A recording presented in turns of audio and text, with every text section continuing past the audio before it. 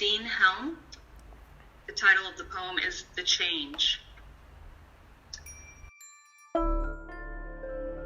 Does a werewolf get brand new skin with each full moon? If yes, then oh, to be a werewolf, to live within this shell you so delicately caressed with passion, and then to slough it off like a silk thrown to the floor, divine. Under the skin of a werewolf flows a blood in cycle with the sky. Oh, to have blood with more purpose than keeping this heart alive, to burst forth from the stained landscape of this body, to become a huntress, giving song to the night. Or does a werewolf slip back into herself again and again, aging as any woman does, graying at her temples, no longer supple to the touch? Then, no thank you. I'll stay in the skin of mine and save but a whisper for the deceitful hand of the moon.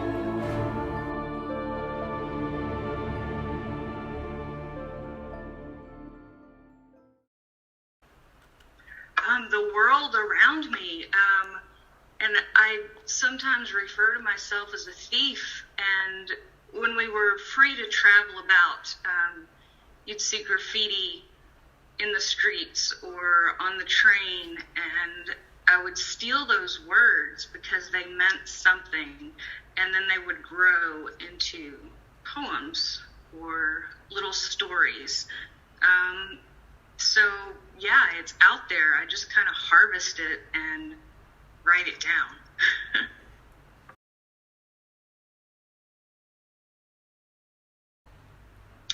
So this was in response to a prompt for a supernatural publication, the Were Travelers you mentioned.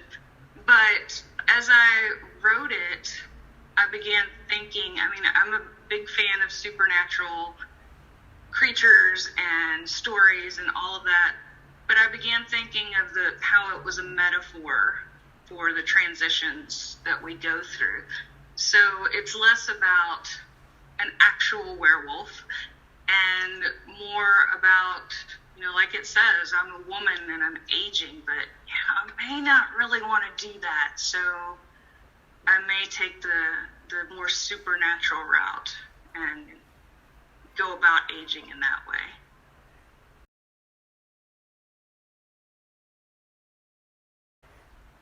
Yeah, so I make sure that I have some way to record my thoughts and get those ideas down, whether it be a notebook by my bed or just the record function on my phone while I'm driving.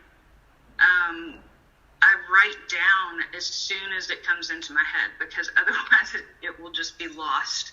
And I actually have poems about how frustrating that is when you have what you think is a good idea, and then when you wake up, it's gone.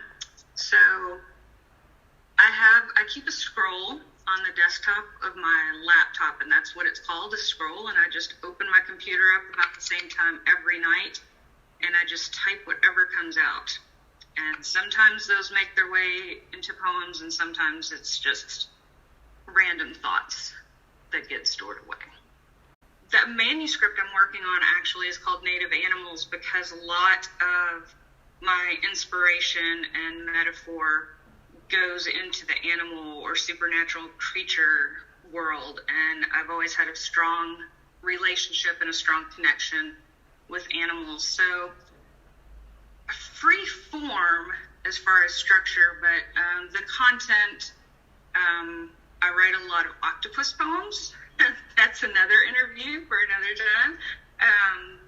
But yeah, the animals seem to pop up quite a lot, and I do like the short form.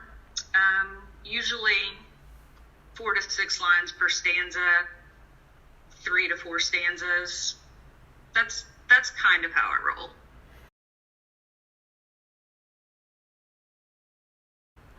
Just get into it and do it and read poetry. because if you don't know the landscape of what's out there, then it's impossible to get into that realm. I mean, if you think that T.S. Eliot is the extent of poetry today, you know, you've got to read what's out there, because there's some amazing poets. And, you know, we had a poet speak at our inauguration and a poet perform at the Super Bowl.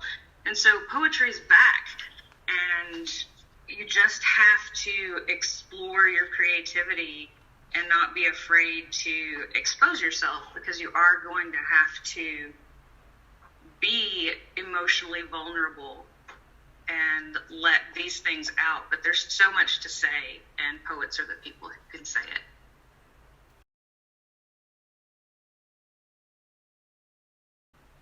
Yeah, start with simple. You know, don't necessarily go right into the Shakespeare sonnets, because those aren't relatable. That's not how you're going to connect with a piece of poetry, a poem itself, because those things that are happening in Shakespeare's world, they're happening now, but on a different scale and in a different way, and the language is different.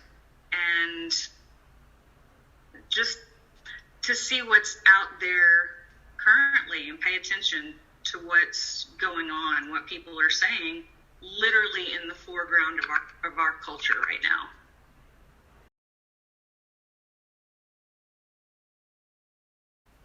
Yeah, and I'm glad you gave me the option of poet there, because I have in my hand right now, the book is called The Chaos of Longing, and it's by K.Y. Robinson. And this entire book of poetry speaks to me, because from page one, they're short, they're simple, they make me think as a poet, hey, why didn't I write that?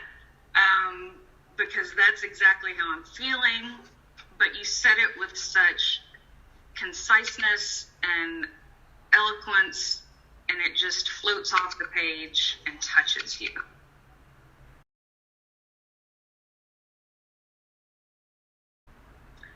Just my social media is at Lana Dean Helm. I'm on all the platforms, and I do poetry on demand, so to speak.